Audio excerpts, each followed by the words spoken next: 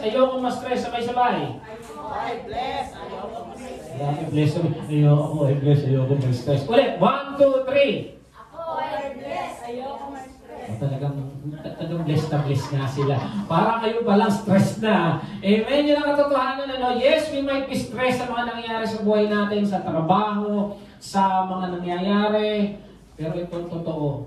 Blessed tayo sa ating Panginoon. Amen? At sabi nga yan sa Ephesians 1:3 at Ephesians 1:6. Tandaan, every gising is a blessing. Amen? Dahil yung iba hindi na nagigising. Yung iba ay nananatili ng tulog, pero tayo malaya, tayo nagising, tayo nandito. Bakit? Ang Diyos natin tapat.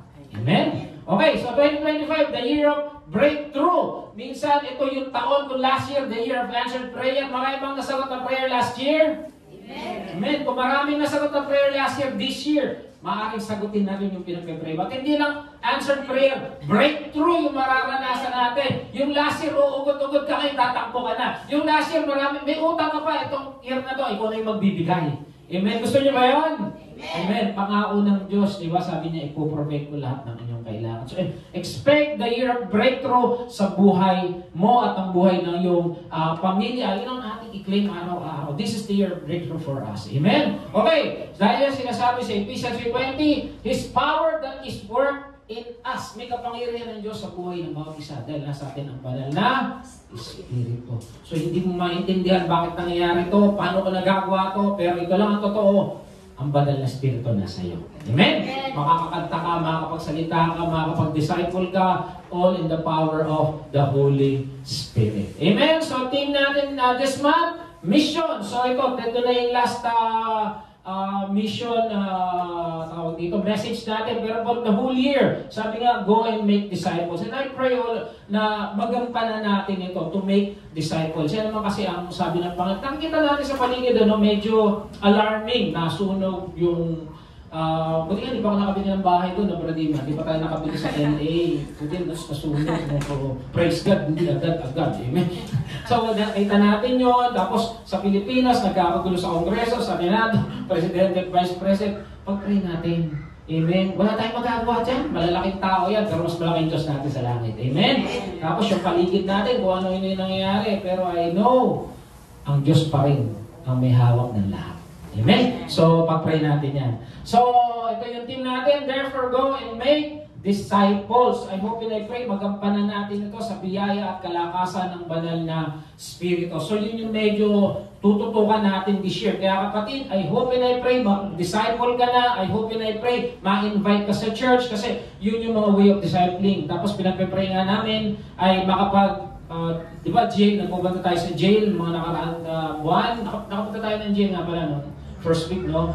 This year, yung target natin, hospital naman. Amen? Kasi maraming sa hospital na nangangailangan ng panalangin. Amen? Hindi lang panalangin, kailangan nila si Jesus. Lagi ko nga ito sinasabi, no? Mas sincere pa ang prayer sa hospital kaysa sa church. Tama? Dito, pray tayo. Gusto ba? Pero yung sa ospital, talagang umiiyak. Bakit? Yung tatay niya may cancer, yung tatay niya may sakit, yung nanay niya 50-50. Kaya mas tapat yung prayer to. Mas kailangan nila si Jesus. Amen? So yun yung ating gawin. This year, I hope and I pray, magawa natin yan. Amen? Okay. Tanda natin, lahat tayo ay misyonaryo. Pag tinanggap natin si Jesus, we are not just converts. Later on, I will discuss. Ano yung converts? Alam ko, naituro ka na. Lahat tayo disciple. Lahat tayo learner. Sabi nga, matetes. Yun yung Greek word. At dapat malaman natin, to be successful in your mission, dapat alam mo ang attitude ng isang disciple. Dapat alam mo paano kumilos ang isang disciple. Yes, we have the power of the Holy Spirit. Pero minsan kasi may mga nakakalimutan tayo. At yun yung ating pag-aaralan with the power of the Holy Spirit this morning. Ano ba yung tamang attitude ng isang disciple o yung isang learner o yung isang matetes o sinasabi nila sa Greek kasi yun yung Greek ng disciple. Okay? Ang verse natin, 1 Peter 4:7-11. Sandali maikli lang naman ito, pero tingnan natin, no? Minsan humahaba pa rin. Okay, attitude of a disciple. So tingnan natin, nandun ba tayo sa parameter? Lahat tayo disciple. Sabihin mo sa kapatid mo, disciple ka ni Lord. 1, 2, 3. Yan. So, disciple tayo ng ating Panginoon. Kahit yung mga bata, natutuwa ko, nandito si Aris. Kasi alam ko yung mga bata, they're disciples in their own way. Bakit? Nag-aaral sila, nagme-memory verse sila. Yung mga bata nga, mas nag-aaral pa eh. Tapos, ini-invite nila yung parents nila. Amen? So, they are disciple in their own way by the power of the Holy Spirit. Okay, background nito. Nung sinulat ito ni Apostol Pablo, ni Apostol Pedro, pinadala niya to sa Asia Minor. Ito yung mga lugar na mayroong mga Gentile believers, yung mga hindi Hudyo, na naging mananampalataya, and they are persecuted. Alam niyo, nung panahon nila, matindi. Pinapatay ang mga Kristiyano. Pero matindi dito, yung mga Kristiyano, kahit patayin sila, kahit sunugin sila ng buhay, kahit itali sila sa poste, gawing ilaw, ginawa ni Emperor Nero, yung poste, tatali doon yung Christian, sinibalaman, parang poste, parang sila yung poste ng Meralco. Hindi sila sumusukat, hindi nila pinagkakailat, hindi nila tawag doon, nire-renounce yung pagiging Kristiyano nila. Bakit? Kasi alam nila, Jesus talaga totoo eh. Unless na naranasan mo yung Kristong buhay sa buhay mo, kakapit ka talaga eh. At yun yung pinadala ni Apostol Pedro kasi marami ang nahihirapan. Kaya sabi niya, ito yung sulat. Alam niyo, minsan yung sulat nagbibigay ng kalakasan. Pero minsan, sino rito ang may cellphone? May cellphone na lahat. Lahat may cellphone, no? Lahat may cellphone. Di ba pag nag-text sa'yo yung mahal mo sa buhay ng isang encouraging message, di ba napapasaya ka? Isa kanila wala pang cellphone nun. So, sulat muna. So, ito'y sulat, parte ng sulat ni Apostol Pedro sa mga persecuted na mga Kristiyano. Amen? Sa Asia Minor o ngayon ay Turkey. Amen? Okay. So, tingnan natin. Malapit na ang wakas ng lahat ng bagay. Sila kasi, nung umakit ang Panginoong Jesus sa langit, alam na nila, end times na. End times na. And that was 2,000 years ago. 2,000 years ago, alam nila end times na. Babalik na ulit si Jesus. Kasi sabi niya, babalik ulit si Jesus kung siya umakyat, doon din siya bababa. Amen? So, ang sabi niya, malapit na ang wakas. Okay, sabi mo, Pastor, 2,000 years ago na yan. Hanggang ngayon, di pa nangyayari. Maaari, sabihin na natin yung end times is 2,000 years. Ngayon, nasa dulo na tayo. Amen? Mas maganda, abutan tayo ni Jesus na nandito, nag-aaral, nag-disciple, kaysa kung ano-anong ginagawa. Amen? So, itirit natin ito na end times na. I believe by myself, na maaaring malapit na talaga dahil kung ano-ano na nangyayari. Di ba? Nakikita natin, may presidente na pinutol yung mga aid, di ko alam anong plano niya. Naging tama naman yun. Dalawa na lang yung gender. Pero kasi, tingnan natin yung nangyayari. Kasi yung European Union, bunga pa lang. So, tingnan natin, pag-pray natin mga kapatid. Kasi tayo ang salt and light of this world. Amen? Tayo yung nagpe-pray para sa kanila. Pinagpe-pray ba natin ang bansa natin? I hope pinagpe-pray natin. So, malapit na ang wakas. Hindi natin alam. Mamaya, baka bukas, baka next week. We don't know. Mahalaga, napapatuloy tayo sa ating buhay Kristiyano. Amen? Sabi niya rito, kaya't maging mapagtimpi. Ano sa Tagalog English mapagtimpi? Tiisin. Hindi English nga eh. Maging patient tayo, maging malakas yung self-control natin. Kasi bakit sabi niya? Because Christians are always persecuted. Tanong, pag ikaw may pinagdadaang problema, minsan nawawala ka sa focus, tama? May nakarating sa yung balita, si nanay, ganito, ano na siya, 50-50. Hindi ka! O kaya, nalaman mo, meron kang may pinatatawag ka ng judge. Pag hindi, kukulong ka. Di ba talagang mapuputulan na. Andiyan na si Judith, kasama si Bill, si Byte, tsaka si Jonah. Talagang ka. So, dapat may self-control tayo kasi we're always persecuted. Iba-iba yung persecution natin. Hindi tayo yung persecution nila na talagang hinahabol dahil Kristiyano tayo. Lahat tayo may persecution dito in our own way. Yung iba, maaring hindi ka maka-attend sa church kasi nga yung problema mo sa bahay, kung na kailangan mong kumita, may persecution mo, nag-aaway kayo ng asawa mo lagi, o kaya yung asawa mo sa makabilang bahay, iba-iba. So dapat daw, focus tayo. Dapat may self-control tayo sa mga nangyayari. Kasi pag wala kang self-control, pag wala kang focus, hindi ka makakapag-pray. Kasi tuloy dito, kayo ay panatiling malinaw ang iyong pag-iisip upang kayo ay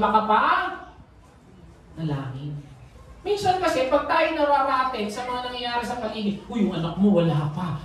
Yung anak mo, nawawala. Di ba nararatel ka? Si Daniel, naalala ko ilang taon yun? 5?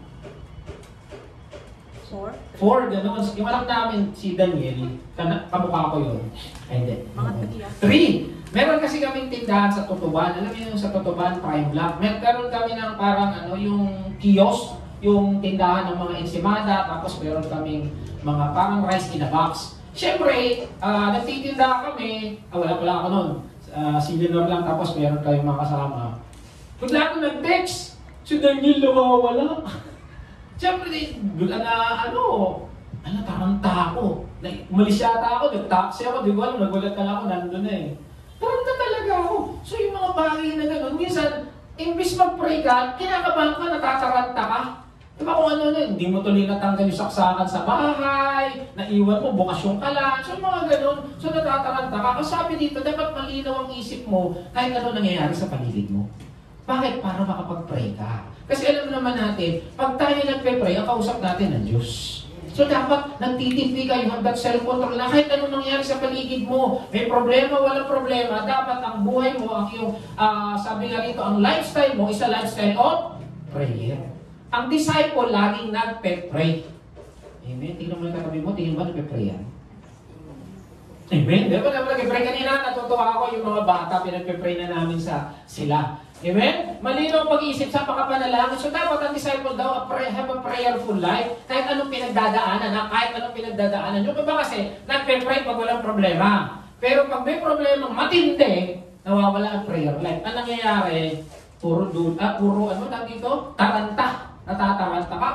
Ako aminin ko, pag naglolo ko yung network namin sa opisina, kasi network administrator ako, talagang ang focus mo, nangyari, imbis na makapag-focus ako doon sa talagang problema at sa unang gagawin, dapat mag-pray. So sabi niya, higit sa lahat, magmahalan kayo ng tapat sapagkat ang pagmamahalan ay pumapawi ng marami kasalanan. Pangalawang attitude, dapat daw marunong magmahal ang isang Kristiyano. Yun naman ang utos ng Diyos. Dalawang utos lang naman yan. Mahalin ang Diyos, mahalin ang So dapat nakikita sa isang disciple ang isang mapagmahal na tao. Tingin mo ngayon katabi mo, marunong magmahal ng kapwa. Ayan. Kapwa. O tinatapunan niya ng basura yung kapitbahay niya. Pag nagbibidyo, gustong putulin yung kuryente. Amen? O yung pag may nakikita siya sa kapitbahay niya, buti nga siya. Diba? So dapat nandun yung mapagmahal na puso. Sabi niya, bakit? Buksan ninyo. Tapos ito pa, tingnan natin. Higit sa lahat, magmahalan kayo sapagkat nagmamahal ay pumapawi ng maraming kasalanan. Ito pa, buksan ninyo para sa isa't isa ang iyong tahanan. Ano ibig sabihin? Hospitable ka. Tumutulong ka talaga. Tumutulong ba yung katabi mo sa kapitbahay niya? O sa kamag-anak niya? Uy, tumatawag yung pinsan mo. Sugutin niya, mangutak niya. Yan yung yung pisa mo, yan yung kapatid mo ba? Tagal-tagalin mo talaga, ba't dito yan?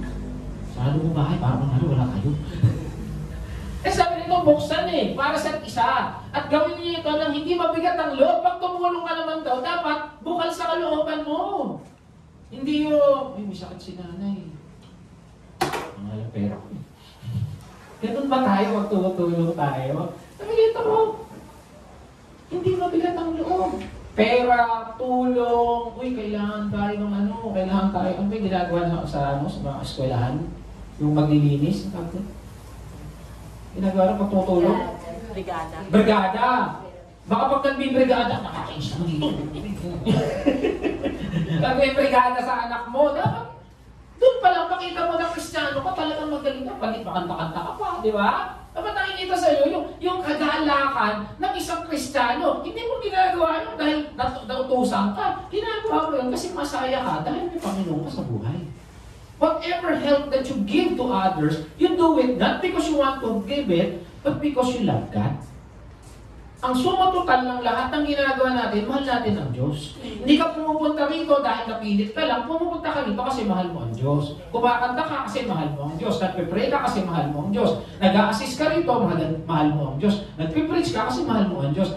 Ang pivotal point, ang pinakasentro dapat ng ating ginagawa, ang pagmamahal natin sa Diyos. Amen? Sabi nga, whether you eat or drink, do it for the glory. Yun lang naman talaga Amen? Tuloy natin. Sabi nito, bilang mabuting katiwala. Kanina, buksan ng bahay. Tapos katiwala ka lang pala. Katiwaldas na. So, ibig sabihin, lahat pala ng meron tayo, hindi atin. Yung bahay natin, hindi atin. Yung pera natin sa bangkong, 8 digits. Sobrang dami nun. Diba? Yung trabaho natin, yung galing natin, it's not kasi magaling ka, nakaaral ka, nakatapos ka. Kundi bakit? Katiwala ka sa iba't ibang kaloob ng Diyos. Whether material, spiritual, skills, galing ng Diyos yan. Bigay ng Diyos yan. Lahat ng meron ka, tingnan mo yung katabi mo. Lahat ng nakikita mo sa katabi mo, galing sa Diyos. Amen. Hindi dahil magaling magtrabaho, yung tatay ko nag-aral, meron lang yung bata, bakit yung kaklase mo lagi na lang top 1, ikaw wala ka man lang top. Tay, baka masaktan ka lang. Bakit naman? Yung tatay mo magaling. Bakit? Tatay mo matalino, ikaw hindi. Amen? Lahat ng meron tayo galing kay Lord. Kasi yung anak natin galing kay Lord. Kaya kung katabi mo yung anak mo, apo mo, galing kay Lord yan. Amen? Pati yung magulang mo galing kay Lord yan. Kung mabait ang magulang mo, galing kay Lord yan. All we have in this world, kasi dumating tayo sa mundong wala, aalis tayong wala. Sabi nga, dumating ka sa mundong hubad, aalis kang hubad. Amen? Gamitin ninyo sa kapaki-pakinabang ang lahat ng kakayanan, skills, tama ba? Skills, gifts, na sa bawat isa sa inyo. Ang nangangaral ay dapat salita ng Diyos ay pangaral, hindi kung ano-ano, mag-alsa tayo, impeachment. Ipangaral daw yung salita ng Diyos. Kaya nag-aaral tayo dito, hindi lang para sa atin. Lagi nga namin ito sinasabi, bakit o mabaho yung kanal? Kasi bakit? Hindi siya umaagos. Amen? So dapat ikaw, mas lalo kang gagaling kung ikaw mismo nag-aaral at nagtuturo ka. Yun nga yung gagawin namin next week sa mga bata. Yung mga leaders nila, tuturuan nyo yung kanilang mga grupo. At titignan mo ano mangyayari. Kasi bakit? Magagaling yung mga bata sa totoo lang eh. Palakpakan natin ang Panginoon sa buhay ng mga bata nito. Matatalino ng mga bata ito. Matatalino, no? Bakit? Matatalino yung magulang nila eh. Pati lola nila. Amen. Pag nag-aano nga rito, may memory verse, yung nanay nag-aaral eh. Amen? Di ba? Ang mangaral ay dapat mangaral at ang gilikod ay dapat maglingkod gamit ang lakas at kaloob sa iyo ng Diyos upang lahat ng bagay siya ay papurihan sa pamamagitan ng Kristo. So, ibig sabihin, everything that you will accomplish in this world, dapat, pag pinapupurihan ka, dapat sabi mo, praise. Uy, bro, ang galing-galing mo naman sa math. Sisi, hindi ako nag-aral. Uy, bro, ang ganda na ng bahay mo. Wala pa nga yan, pare. Diba? Sarap mo naman magluto. Magic sarap lang yun. Everything we have is because of the grace of God. Amen? Sabi, para magpurihan daw si Jesus Christ sa Kanya ang kapangyarihan at karangalan, magpakailanman. Wag natin kukunin yung karangalan na hindi atin. Paano nangyari? Hindi ko alam kung nagkataon yun. Alam niyo naman yung balita, di ba? Sinabi niya, itong lugar na to, godless. Hindi ko to sa mga nanonood sa Facebook, sa online, hindi ko to binibigin. Kaya alam ko, paano matatawagin yung lugar ng godless? Di ba? Kasi marami nang nagpapatunay. Sinabi sa Biblia, do not mock God. Naalala ko isang kwento, kung naikwento ko na sa inyo. Meron isang bata. Sabi niya, kung mag-pray ka, sama niyo si Jesus sa biyahe niyo. Mama, walang lugar si Jesus sa sakyan namin. Gusto niya sa trunk siya. Alam niyo nangyari? Nabangga. Patay lahat. Pero yung trunk, alam niyo yung trunk? Yung malaking troso. Hindi. Yung trunk, yung likod ng kotse. Meron tong 2 tray ng itlog. Bumangga sila, patay lahat. Pero ilan ba yung isang tray? 24? 30. O kung ilan man yun, 30 plus 30, 60. Yung 60 na itlog, walang nabasan. Bakit? Nandun si Lord eh. Diba? Huwag natin imamak. Ano sa Tagalog ng mak? Bubotsain ang ating Panginoon. Diba? Sino si Lord yan? Nung isang araw, napanood ko. Sabi ko, okay, tanongin ko, si Aris alam to eh. Ano yung hayop na pinakamaraming pinatay? O pinapatay? O kayo? Ano? Wala. Tingin nyo. Ano? Pating. O, iba. Bigyan ng jacket. Bigyan na ng jacket, sabi ko sa mga. Sige, anong hayop yung pinakamaraming pinatay at pinapatay pa hanggang ngayon? Buhaya, si Lolong daw. O, hula. Alam na si Tatitas to eh. O, iba, si Lolong. O, wala. Alam niyo kung ano? Nagulat din ako. Lamok. Kasi nagdadala ng dengue, ng H fever, ng yellow fever, kung ano ng fever.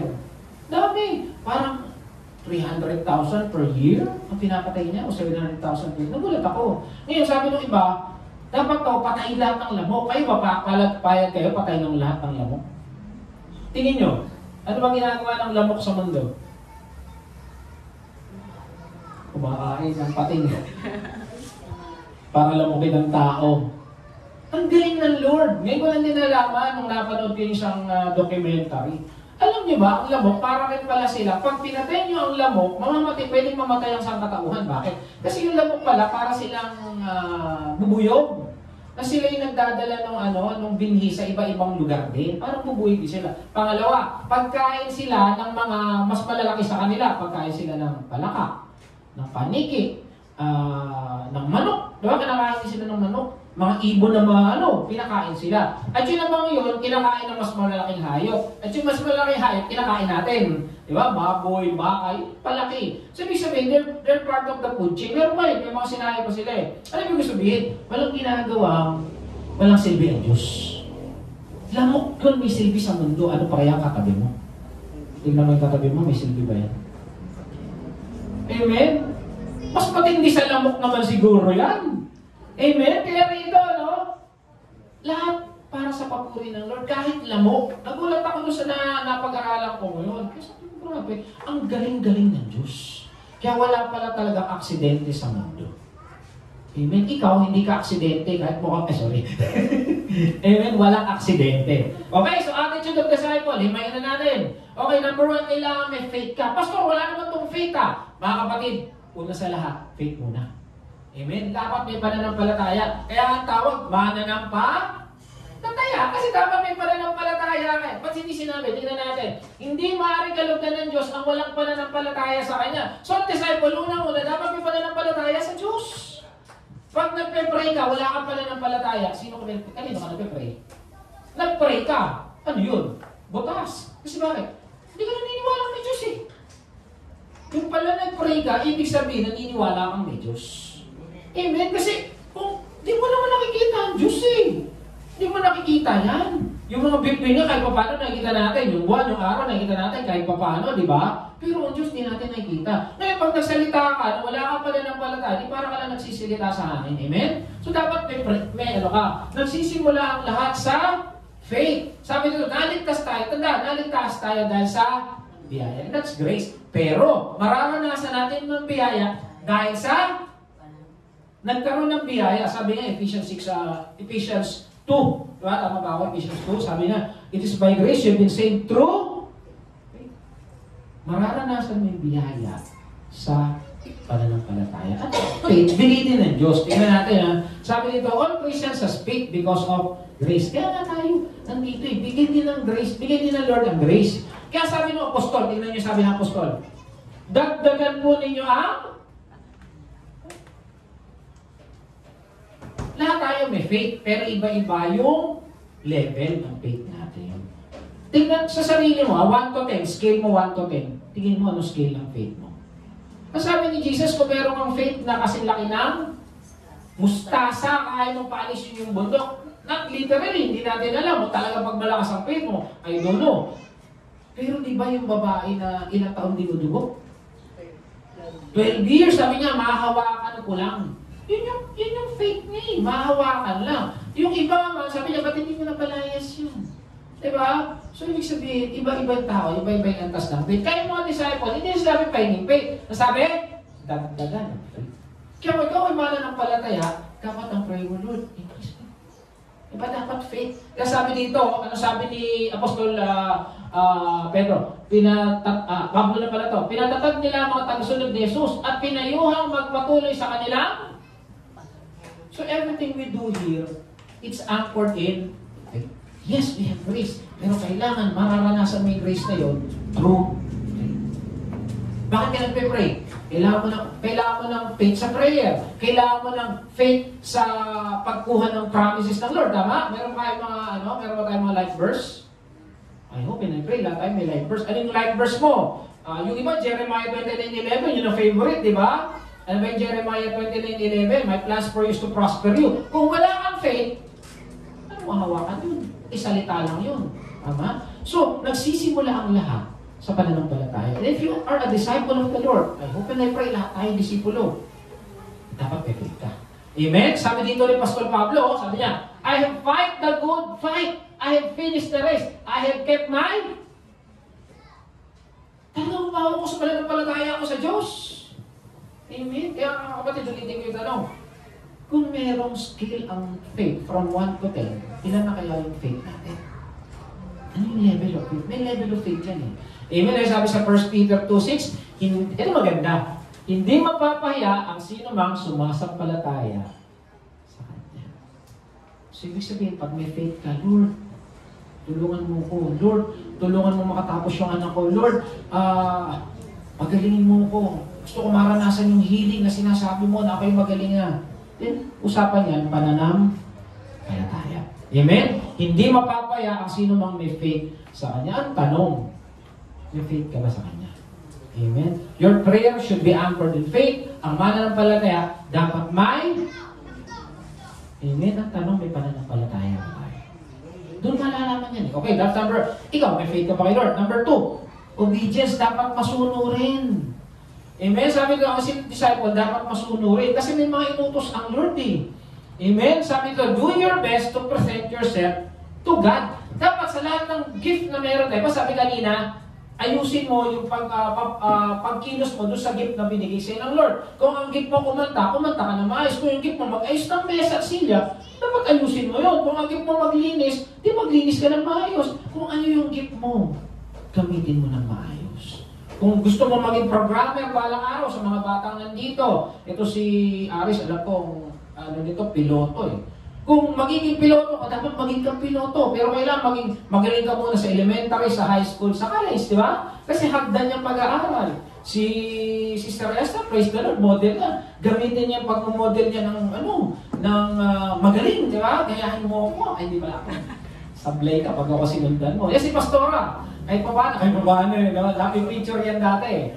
Amen, sa magazine. Ang gwapo rin na lang pangasawa niya. Amen? So whatever gift we have, gamitin natin ng maganda. Amen? It's a part of obedience.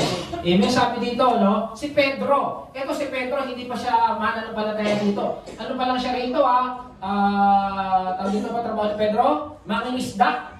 Alam niyo na yung kwento to, nag-isda sila na magdamag. Kaso nakita sila ni Jesus, sabi po, when he has finished speaking, he had to, Simon, put it into the deeper part and let your nets for a catch. Master, sabi niya kay Jesus, we are working all night. Kailan ba nagkakaroon ng isda? Sa gabi, sa umaga? Sa gabi. Sabi niya, magdamag na kami ng isda. Wala kaming nahuli. Pero, pag sinabi mo, gagawin namin. Masunurin si Pedro, hindi? Masunurin.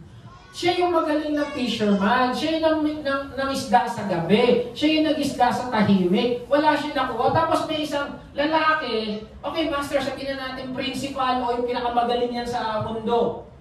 O sabihin, paano yan dyan? Dyan na lang doon sa medyo malalim-lalim. Maga na yun. Susunod ka? Eh kahit presidente ka, hindi ako susunod sa'yo. Pero dahil si Jesus siya nagsabi, sumunod siya. Ano nangyari? When they did so, they catch huge number of fish. Kasi walang logic eh. Pero ang logic dyan, sumunod ka kay Jesus. Dahil si Jesus, kaya utusan yung isda, kaya utusan yung araw, kaya utusan yung bagyo. Amen? Kaya nga, Panginoon, alam yung faith natin eh. At alam ko, maraming answered prayer na nangyari sa buhay niyo. Bakit? Ang Diyos sumasagot sa prayer through faith. At alam ng Panginoon, sumusunod kayo sa Kanya. Kaya kalabitin mo yung katabi mo, sabihin mo, praise God, sumusunod na kay Jesus. Amen. Okay, tuloy tayo. Sabi dito sa 1 Samuel, mas mabuti ang pagsunod kay Yahweh kaysa ang handog. Parang ganito lang yan, pumunta ka sa PTA. Nagpumunta kayo sa mga PTA, yung mga teachers meeting. O sabihin, nanay, magbrigada ka raw. Huwag na, hindi ako pupunta, magbibigyan na lang ng ventilador. Yung ba nanay, ganun eh. Uy, nanay, may meeting na. Hindi na ako pupunta, mag-donate lang ako 10 bunot. Diba? Sabi, obedience is better than sacrifice. Parang sinabi mo, anak, maghugas ka ng pinggan. Hindi ako maghugas ng pinggan, tataasan ko na lang ang grade ko. Kaso, kung sabi ng Lord, Obedience. Kaya nga sabi, mga anak, sundin ninyo ang yung mga magulang. Magulang natin si Lord eh. Dapat sumunod tayo sa Kanya. Praise the Lord, nandito tayo sa part of obedience sa Kanya. Okay, ano yung pinagkaiba ng disciple versus convert? Ang convert kasi, bawa, dati kang Sabatista, Christian ka na ngayon. Nag-convert ka lang ng reliyon, nag-convert ka lang ng dating kinaaniban. Ano yung disciple? Ang disciple, sabi nga, in Greek niyan, matetes, ang ibig sabihin, learner, follower. Ibig sabihin, nung naging Kristiyano ka, nung tinanggap mo si Kristo, lagi mo siyang sinusunod. Nagbabasa ka na ng Bible, nagpe-pray ka na, active ka sa gawain. Yun ang disciple. Yung sumusunod sa Panginoon. Hindi yung, ay, ano na ako, born again na ako, nag-church naman ako every Sunday. Pero, hindi ka nagbabasa ng Bible. Hindi ka nagpe-pray. Nandiyan ka lang pag Sunday. Ano mangyayari? Christian ako, matin ako doon sa pogi ang pastor. Di ba? Sikahin na. Doon sa kapilayo, sa kay Pongo. Amen? So, ibig sabihin, hindi yun. Dapat sumusunod ka talaga sa mga inuutos ng Lord. Amen? At isa sa utos ka, mag-disciple. Mahalin ang kapwa. Mahalin ang Diyos. Nasa church ka nga. Minsan, natutulog ka naman. Nasa church ka, tinitignan mo lang yung poging pastor. And taken. Amen? So, yun daw pinagkaiba. Ito, napakasimpleng utos. Sabi sa Joshua 1:8, huwag kaligtaang basahin ang aklat ng kautusan. Noong panahon nila, ang aklat ng kautusan, yung first 5 books, yung Torah, yung Pentateuch, yung, ano yan? Genesis, Exodus, pangalawa yun, kaya Exodus. Leviticus, Numbers, isa? Deuteronomy, yung 5, yun yung first 5 books. Yun lang ang pinapabasa sa kanila. Ano sabi? Magiging masagana at matagumpay ang iyong pamumuhay. Pag natupad mo, nakasulat doon. So, ibig sabihin, simpleng utos ng Lord, basahin mo yung Bible. Sundin mo yung nakasulat doon. Pag nasunod mo yun, maganda buhay mo. Meron ako napakinggan isang araw, hindi ko na nakuha yung pangalan. Merong isang lalaki, maliit lang yung sahod niya. Sabi niya, Pastor, ano mo bang gagawin ko para yumaman? Sabi niya, para makatulong ako sa church. Nag-pray yung pastor. Ang sabi ng pastor, alam mo na, basahin mo lang yung Proverbs. Basahin mo at sundin mo. Proverbs ng inutos. Alam mo, paglipas ng mga maraming taon, yung sumasahod ng minimum, naging milyonaryo. Sinunod niya yung nasa Biblia. At pag sinunod mo yung Biblia, hindi lang sinusunod mo yun by action. Sinusunod mo yan by puso. Sabi nga, puso ang tinitingnan ng Diyos. Pinayaman siya ng Diyos. Isa siya sa pinakamalaking magbigay sa church. Nakalimutan ko yung pangalan. Kaya kapatid, hindi ko sinasabi yayamang ka rin. Pero kung talaga sinusunod mo yung sinasabi ng Diyos, wala ang posible sa Diyos. Amen. Kaya na magbasa ka na lang ng Bible. Okay, ang tanong. Sabi dito, read your Bible like your life depends on it. Because it does. Ang tanong, sino nagbabasa ng Bible dito? Yung nagbabasa at sumusunod. Yung nagbabasa at sabihin na natin, hindi mo talaga manguya. Pero binabasa mo. Kasi sa pagbabasa, kahit paano, may natututunan kayo eh. Okay, wala kang time talaga mag-aaral. Pastor, ito talaga naintindihan. Pero at least binabasa mo. Tapos, pag dumating na tinuro na sa church, nag-BS ka, ay, yung pala yung tinuro ni, binasa mo, tinuro ni Sister Flor. O diba? Kasi bakit? At least binasa mo. Amen? Okay, ang tanong, ito na lang. Ilan yung utos sa mga Hudyo? Panahon nila ito, Hudyo. Ilan? Alam ko, hanggang ngayon ba? Yung pa rin ang utos sa kanila, yung ilang utos? Yung pa rin, ilan? Tingin nyo, hula kayo. 200. Sige, higher. Alam niyo ilan yung utos sa mga Hudyo? Sa Hudyo 613. Yan yung mga utos sa kanila. Okay? Alam na natin, 10 commandments, hindi na nga masunod eh. Sila 613 kasi may mga utos na mga tawag dito, oral commandment. 613 yan. Tingin niya may nakasunod sa kanila? Wala. Tayo na, 10 commandments, sirap pa eh.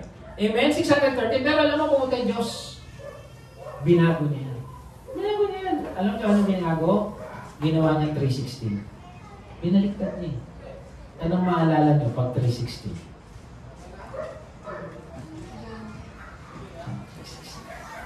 Si Lord ang sumunod, siya ang nagbago. Kaya pinapabana lang niya si Jesus. Hindi masunod nila eh. Tayo na lang gumawa ng paraan. Amen? Bakit? Mahal tayo ng Diyos. Well, hindi to coincidence na 613 binaliktad. Nakita niyo yung hindi coincidence yan. Bakit? Gusto ng Diyos makasunod tayo sa Kanya. Ang gusto ng Diyos, maligtas tayo sa dagat-dagatang apoy. Amen? Napakabuti ng Diyos sa atin. Ang mananampalataya dapat sumusunod. Amen? Ang tanong, ikaw sumusunod ka ba? Okay, pangatlo, kumipid. Sumusunod ka nga, galit ka naman. Magbigay. Ano, ma-open niyo? Diba? Pumupunta ka sa church. Inaayos yung siya, nagdadabog talaga pag nagbukas ang pinto. Sa church ka na, nagdadabog. Bakit ka dito? Napipilitan pumunta sa church. Amen. Text ka raw ng text. Story. Gano'n. Nakukulitan sa'yo, kaya nag-church. Tawag tayo ng araw si Sister Titas, mag-church daw, mag-church. Dito kami sa church. Pero masama ito. Kapag sumusunod ka sa Diyos, talagang yung commit yourself. Hindi dahil madali, kasi dahil mahal mo ang Diyos. Amen? Ang isang disciple dapat may commitment.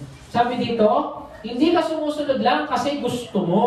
Dahil madali lang. Or may mapapala ka lang. Huwag na tayo sa church kasi may ensimado ron.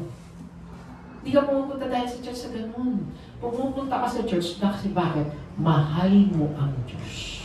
Nagpe-pray ka kasi mahal mo ang Diyos. Nagbabasa ka ng Bible kasi mahal mo ang Diyos. Yun yung tinitignan ng Diyos sa atin, puso natin eh. Amen? Sabi dito, inilaan nila. Pag inilaan, ibig sabihin, pinagbigyan talaga ng oras, ng time. O pag Sabado, BS tayo. Pag Linggo, church tayo. Pag may prayer meeting tayo. Pag hahayo, sama tayo. Sila nga buong buhay nila, ginagawa nila eh. Tayo nga, ilang minuto na lang, ilang oras na lang sa Sunday, di ba? O minsan, aabot tayo ng 2 oras, 3 oras dito. Minsan sa BS, 30 minutes lang, di ba? Minsan hindi pa magawa. Commitment yun, my brothers and sisters. Sasabihin natin, lifestyle. Pag uwi mo, dapat, nakikita pa rin sa'yo pagiging Kristiyano. Ano sabi? Nilaan nila ang kanilang sarili. Matuto sa turo. Magsama-sama bilang magkakapatid. Nagsalo-salo. Minsan, nandito lang. Pagkain na. Sabi ka, shikain na. Tara. Pag may fellowship lang, no, dapat nandun ka. Kasi bakit mahal mo ang Diyos? But, fellowship is a part of the process. Bakit kasi doon tayo nagkakakilala-kilala eh. Doon natin nalalaman yung problema ng iba. Doon natin nalalaman, uy, si ganito pala. Matalino pala yung anak niya. Uy, ganito pala, may pinagdadaanan pala sila. Dapat ang trato na, buti nga tayo, maliit pa lang. Kilala pa natin yung isa't isa. Natutuwa ka kanina sa mga pasaysa na, puro bata na isa. Tulad ko ha. Kasi yung topic namin kanina, sino yung mga sumusunod sa magulang? Sabi na, sino hindi nakakasunod sa magulang? Lahat daw nakasunod. Sino hindi nakasunod? Taasan pa rin. O anong kasalanan ni ganito? Alam niyo, hindi siya sumasagot. Yung kaklase niya. Ay, ano yan? Hindi naghuhugas ng pinggan. Ay, ano, nagdadamog yan. Sabi ko, grabe, kilala niyo yung kapitbahay niyo. O, bakit pinagalitan si ganito? Matigas ang ulo niya, pastor. Grabe. Yun yung fellowship. Bakit? Magkakilala sila eh. Tayo ba, alam niyo birthday ni Pastora? Ba? Alam niyo birthday ni Brother Aris? Hindi niyo alam. Ako, alam ko. Ngayon. Kaya nga siya pinapunta ko muna rito. Mamaya, pag-pray natin ko na pag-pray kanina. Amen. Alam niyo birthday ni Brother Emmanuel? Naku, nakalimutan ni Sister Daisy. Mag-isip. Amen. Dapat, kasi bakit? We're getting close. Pag alam na, sabi na, pag mahal mo yung isang tao, hindi mo nakakalimutan. Kailan nga ba birthday mo? So, may gano'n eh. Joke lang ha. Joke lang. May gano'n joke lang. Birthday is a very important number sa isang tao. Tandaan niyo yan. Lalo sa mga babae, kung kailan siya sinagot, kailan yung anniversary, kailan yung mansary. Ewan ko ano-anong Syria yung nasa hapon. Alam niya, pag nakakalimutan niya, may naalala ka ba ngayon? Ha? Wala. Anniversary pala, yari ka. Lalo na sa mag-asawa. Dapat alam niyo yun. Kasi bakit? Kilala kayo eh. Amen? So napaka-importante ng fellowship. Amen? Galatians 2:20. Sabi dito, I no longer live, but Christ lives in me. Napakatindi ng commitment ni Apostol Pablo. Hindi na nga siya eh. Si Jesus na. At alam niyo naman ang ginawa ni Jesus. Paano nagmahal si Jesus? Ibinigay niya ang kanyang ginawa ng mga disciples. Yun din ang sinabi, sabi ng mga iba. Sabi ni, ang utos sa mga asawa, mahalin ang kanilang Parang si... O kahit mga lalaki, kung tayong dalawa lang pala. O yun, si Leo, balang araw. Kaya niyo bang ibigay ang buhay niyo sa mahal niyo? Ang mga babae na, sumunod ka lang eh. Pero ang lalaki, mahal niyo sila na kaya niyo. Parang si Jesus. Paano ba nagpa si Jesus? Ibigay yung buhay. Si Apostol Pablo, ganun. Amen? Maliliit eh. Paano ba naging sumunod si Apostol Pablo? Higit sa aking pagpapagal sa kanila, nabilanggo, hinagupit, nadalas na nabigit ang kamatayan, 39 hinagupit, 3 ulit ako naranasan hagupitin, nawasak ang barkong sinasakyan, buong araw gabi lulutang-lutang sa dagat, iba't ibang panganib sa lusod, sa ilang, sa dagat. Huwag na kapatid, grabe ha? Yung persecution niya, pati kapatiran, peke. Sa ano pala, may fake news, sa kanila may fake brothers and sisters. Ano ba? Labis na hirap at pagod, balitit na nagpupuyat, matinding gutom mo. Naranasan kong ginawin, ngunit wala man lang nagbigay ng balabal. Ganun siya kakumitin. Kahit naranasan niya yung hirap, hindi siya tumigil. Bakit? Mahal niya Diyos. Anong favorite memory verse mo? I can do all things through Christ who strengthens me. Tapos umulan, ayaw ko mag-check, baka umagbun. Amen. So dapat doon pa lang nakikita natin yung pagsunod, yung commitment natin. Ang tanong, kanya-kanya to ha. Huwag niyo na ako sagutin. Anong sacrifice na ginawa mo para kay Jesus? Kaya, huwag niyo na ako sagutin kasi it's between you and the Lord. Kung talaga may commitment ka, ano yung sacrifice na nagawa mo kay Jesus? Amen? Ano kaya? Amen? Okay. Philippians 1:21 yata. For me to live is to Christ, but to die is... Yun si possible pa ba? Mamatay, mabuhay, kay tayo kaya ganun. Ganun kaya tayo kay Jesus, kay God, kay Jesus. Yung buhay natin ngayon kay Christ at mamatay tayo kay Christ. Alam mo, napakasarap minsan. Alam niyo yung mga totoong mananampalataya, pag may tinadaang problema, Lord, kunin mo na ako. Hindi sila takot mamatay. Bakit? Alam nila saan sila pupunta. Amen. Kaya sabihin na, ay, mayroon ko pang misyon. Tuloy ang buhay. Ang mananampalataya, dapat tignan mo yung katabi mo kung committed yan. Committed, pastor eh. Committed yung utak. Joke lang ha. Amen, ikaw, committed ka ba kay Lord? Matatapos na tayo. Ito yung mga ilan lang na nakita ko na mga hindi disciples, yung mga present day committed followers of Christ. Si William Carey, ito daw yung nagbigay ng, ito yung nag-mission sa India at nag-translate ng Bible, establishing schools. Grabe yung binigay niyang buhay sa Panginoon. Si David Livingstone, Scottish physician, explorer, a missionary who traveled to Africa. Talaga nagpunta siya doon para maihagang mabuting balita. Si William Tyndale, ito pinakamatindi. Siya yung nag-translate ng Bible to English. At alam niyo matindi, nung tinranslate niya yun, nagalit ang, kung di ako nagkakamali, yung Roma. Sinunog lang siya ng buhay. Alam niya, mamamatay siya. Ito mga modern mission na modern martyrs. Marami pa eh.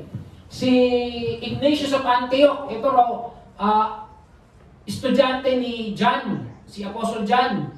Alam niyo, sabi sa kanya, i-renounce mo niya pa yung Kristiyano mo, hindi. Ano yun? Pinatay din. Ano pa? Si Jim Elliot, si Saint Ed Macaulay, Peter Fleming, and Richard. 5 missionary to na nag-inimpress sa kanila ng Lord na pumunta doon sa Waorani warriors ng Africa. Alam niyo nangyari sa kanila? Tinugutan sila lahat ng ulo. Kung hindi ako nagkakamali, yung mga asawa nito, tinuloy yung mission. Pero kung namatay yung asawa nila, missionary din kasi yung mga asawa nila, galing din sa seminaryo. Tinuloy yung mission, nagpunta rin doon sa tribong yun. Alam niyo nangyari? Na-convert yung buong tribo. Hindi sila nagtanim ng galit sa pamatay sa asawa nila. Bakit? Ang puso nila kay Jesus. Kung hindi natuloy yung kung namatay yung asawa namin para dito, kung mamamatay kami na sinusunod si Kristo, gagawin namin. Pero hindi yun na nangyari. Na-convert yung buong tribe. Tayo kaya, ano ba yung pinakamatinding sacrifice natin para sa ating Panginoon? Amen? Hindi niya. Okay. Unconditional love. Meron ba tayong unconditional love? Yung talagang pagmamahal. Di ba sabi kanina, pagmahal nang hindi ka nagdadabog? Natawa kanina eh. Ba't ka pinapagalitan ng magulang mo? Nagdadabog ako. Tayo ba? Pag sumusunod ba tayo kay Lord, nagdadabog tayo? Ang isang disciple dapat may conditional love. Ito ang aking utos. Magmahalan kayo gaya ng pagmamahal ko sa inyo. Kayo mga kaibigan ko, kung tinutupad nyo ang aking mga Doon daw nakikita ang totoong disciple ng Panginoon. Marunong magmahal. Tayo ba marunong magmahal? Sa kapwa, sa asawa, sa magulang, sa anak, sa paligid, higit sa lahat sa Diyos. Mahal mo ba yung kapitbahay mo hanggang alas 3 na bibidyoke? Mahal mo ba yung kapitbahay mo na nagtatapon ng basura sa tapat mo? Amen?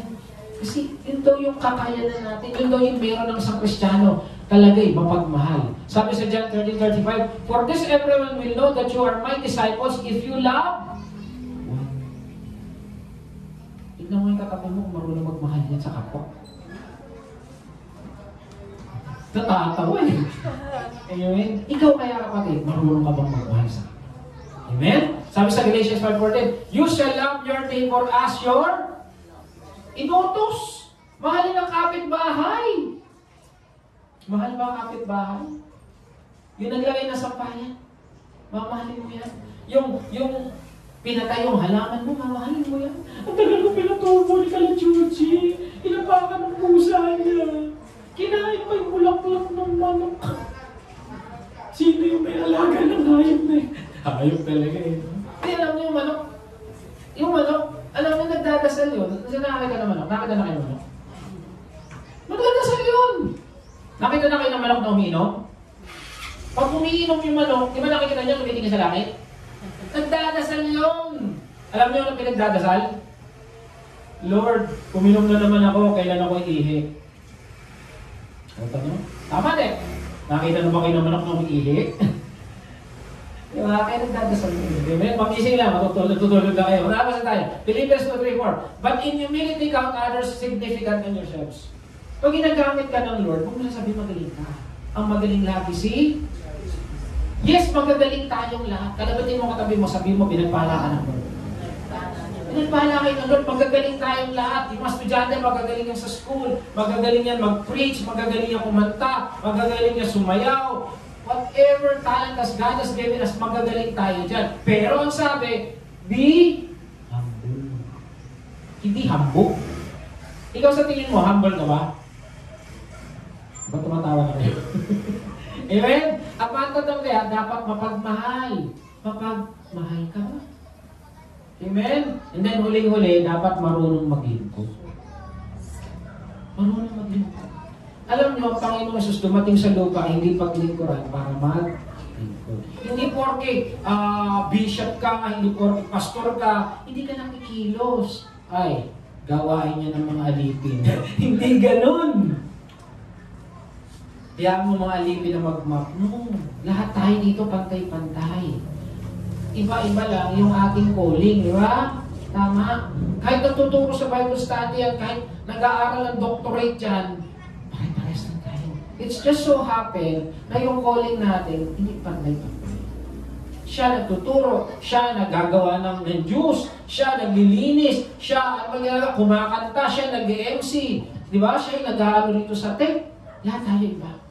But we are called to serve. Ang mananampalataya dapat naglilingkod. Amen? Huwag natin sasabihin, we are better than others. Hindi ako maglilinis, hindi ako magmamap, hindi ako mag-aayos, magde-decorate, hayaan ko sila. No, lahat tayo pantay-pantay. Amen? Ang sabi dito, gamitin ninyo kapakipakinabang sa lahat ng kakayanan tinanggap ng bawat isa sa inyo. Ang mga aral dapat ay mangaral ang salita ng Diyos. Ang naglilingkod ay dapat kung ano yung gift mo, gamitin mo. Huwag mong itago. Amen? Kung ang gift mo mabigay ng pera, unahin niyo ko. Gift yun. Bakit ba? Amen? Kung ang gift mo talaga, mapagbigay ka, gusto maligyan, bibigay ng regalo, magbigay ka ng regalo. Walang problema yun. It's a gift. Talaga nagbibigay ng gift, literal. Diba kung ano yung gift mo? Amen? Magkaya kami, nabigyan kami ng couple shirt, diba? Krista, sa buhay niyo.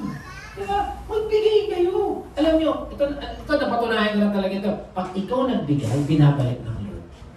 Hindi lang 10 times minsan. Naranasan niyo na ba yun? Kayo yung mga nagbibigay? Kami naranasan na namin. Ilang beses na sa biyaya ng Lord. Minsan nagbigay lang ako, wala lang. Nagulat ako.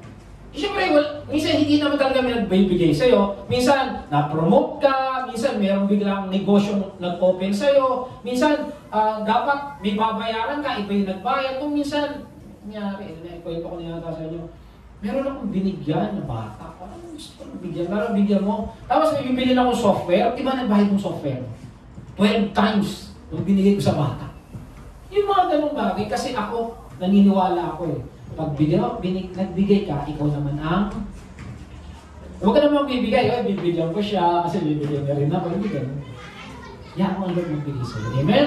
Sabi nila, paano mag-serve? Be hospitable. Buksan niyo yung tahanan niyo sa ibang tao. Pag may gustong, sis, Bible study tayo, mahiya.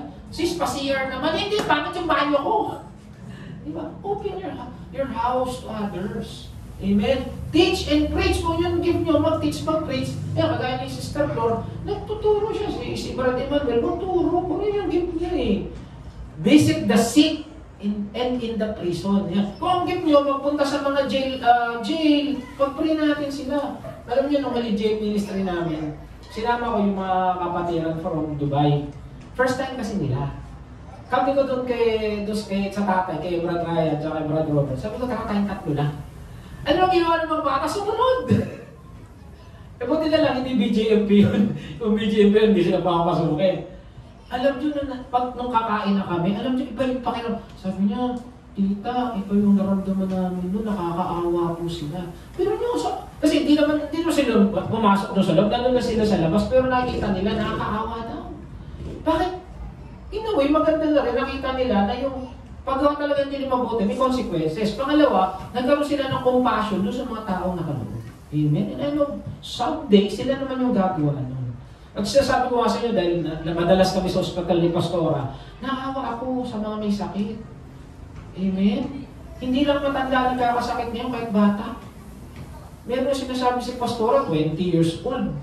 Grabe yung sakit, lagi nagdadialysis. Kaya napaka-importante ng prayer. Nadalawin natin sila. Amen? Kahit wala kang dala, mag-pray ka lang. And then use your gift. Ano yung gift mo? Ano yung gift na meron ka? Amen? Magaling kang magbuting-ting ng TV. Maningil ka konti lang. Magaling kang gumawa ng sasakyan. Okay, magbabayad ka. Kasi si Lord yung magbabalik sa'yo. Pag sinabi huwag mo na singilin yan. Yan lang ang hanap buhay niya. So be it. Pag sinabi Lord maningil ka, di maningil ka. Amen? Ano yung talento mo? Gamitin mo kay Lord. Amen? That's a way of serving. Amen? Sabi dito, tinanong niyo si Jesus, kailan ba namin kayo nakitang, sabi, when did we see you, a stranger invite you, or needing clothes and clothe you? When did we see you sick or in prison, and go to visit you? The king replied, whatever you did for one of the least of these brothers and sisters of mine, you did for me. Ibig sabihin, kung anong ginagawa mo sa kapwa mong kabutihan, ginagawa mo kay Lord. Ngayon, sino ang gustong gawin yung para kay Lord? Amen? O ito, tinulungan ko maglinis, tinulungan ko magbuhat. Amen? Sabi ni Lord, ginagawa mo yan para sa akin. Kaya kung anong tinanim mo, pag may sinuksok pag may tinanim amen. So pag tanim ka ng kabutihan, umasa ka, aani ka ng kabutihan. Amen? Sino rito gusto umani ng kabutihan? Mga kapatid, hindi lang tayo aani ng kabutihan. We are disciples of Christ, kaya natin ginagawa yun. Gusto natin mapuri ang Diyos sa buhay natin, higit sa lahat. Amen? Pinag-pray mo siya. Pag siya may sakit, nung dinalaw mo, may nagkasakit kang kapatiran, sis, pag-pray lang kita. Nung ikaw nagkasakit, grabe, 10 sila nag-pray sa'yo. Amen? Totoo yun, mga kapatid. Ngayon, kung hindi nyo pa nasusubukang gamitin sa iba yung gift mo, simulan mo ngayon. At maniwala kapatid, mararanasan mo yung siksik, liglig, at tumapa na pagkapala ng Diyos. Amen? Okay, sabi dito sa Ephesians 7, gaganti pala ng Panginoon ang bawat mabubuting gawa. So, ibig sabihin ko, anong tinanim mo, ibabalik ng Lord sa iyo. Amen? Okay, ang pananampalataya, dapat maglingkod. Okay, kamusta tayo? Ikaw, naglilingkod ka ba? Amen? Summary, ano yung unang-una? Dapat attitude natin? Dapat may faith. Pangalawa, obedient. Pangatlo, committed. Pangapat, dapat meron tayong conditional love. And lastly, serve tayo. Dapat ang ang ating attitude, nakafocus. Diba sabi kanina, kahit daw anong mangyari, dapat may self-control, dapat nakafocus lang tayo para makapanalangin. Ang tanong, nakafocus kaya tayo sa ating mission? Amen? Sabi daw, my son, stay focused. Listen to the wisdom I have gained. Give attention to what I have learned about life so you may be able to make sensible judgment and speak with knowledge. Focus ka lang sa Diyos. Kaya itong mga bata, no, I pray and I hope and I pray, lahat sila gagamitin ng Panginoon kung malakasan sa kanilang umasan. Dahil ako, hindi ko naman alam na gagamitin ako. Sabi ko, insultin ako ng bata ko. Kinukulit ko nga yung Bible study teacher namin. Yung Bible study teacher namin, hindi makapalag. Kasi yung uncle ko, professor sa Bible school, kilala niya. Gusto na akong putusan eh. Hindi pala gagawin akong pastor. Sabi nila, ang kulit mong bata ka ha. Gagamitin kita. Amen. Hindi natin alam. Kaya ako gusto ko yung bata nasa loob ng church. Kahit sabihin mo, batak-batak ko sila dyan. So, okay lang kasi baka may mga masira. Pero gusto ko bakit? Natataniman na sila eh. Amen. Okay? May isang timba. Ang focus ng timba, magsali ng tubig doon sa malaking timba. Ngayon, itong timba na ito, as year goes by, nagkakabutas. Kaya sabi niya, doon sa akin niya, magsasalita yung timba eh. Kumari lang naman, pagpasensya niya. Sabi niya, hindi ko magawa ng yung mission ko na mabilis kasi, butas na ako. Sabi nung may-ari, basta focus ka lang. Basta gagamitin kita para mapuno yung drum. Kahit may butas ka, basta focus ka lang. Sabi niya, anong mangyayari? Sabi niya, mawawalan ng silbi yung tubig ko. Sabi niya, hindi. Basta nakafocus ka, walang tapon. Alam niyo, tapos sabi niya, paano nangyari yun? Pinakita sa kanya, yung dinadaanan pala niya, na may butas ng tubig, katagalan ng panahon, umuusbong yung mga halaman. So basta nakafocus tayo sa Panginoon, bukas makalawa, uusbong ka sa Panginoon. Amen? Palakpakan natin ang Panginoon, tayo manalangin. Dahil naman pinupuri ka namin, pinapasalamatan.